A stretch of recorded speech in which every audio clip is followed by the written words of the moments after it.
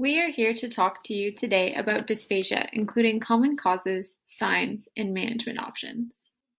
Dysphagia can be described as a difficulty in moving food from the mouth to the stomach, also known as an impairment in swallowing.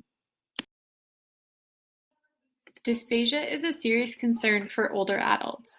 Upwards of 15% of the elderly population is affected by dysphagia, as well as affecting 60% of elderly who are institutionalized in homes or in hospitals. There are multiple causes for dysphagia, which include neurological causes or conditions of the nervous system, congenital causes, or also known as birth defects, muscular conditions affecting the esophagus or pharynx, conditions that cause obstruction, and other conditions like COPD.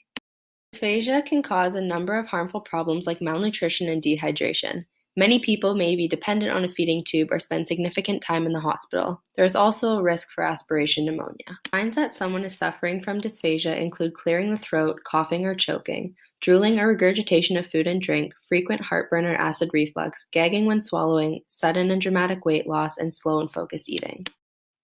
Managing dysphagia requires a team-based approach. Treatment is determined on an individual basis, but most often requires a speech-language pathologist, PT, OT, nurses and physicians, as well as dietitians, among others.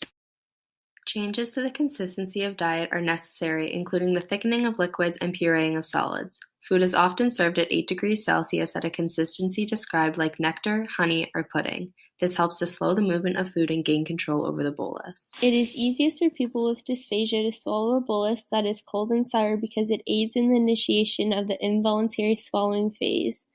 Thermal tactile stimulation is important to decrease sensory input in the mouth to slow the swallowing reflex by placing a cold spoon in the back of the mouth. Prescribed exercises that strengthen esophageal and pharyngeal muscles allow for increased range of motion, better coordination of musculature, and a more powerful swallow.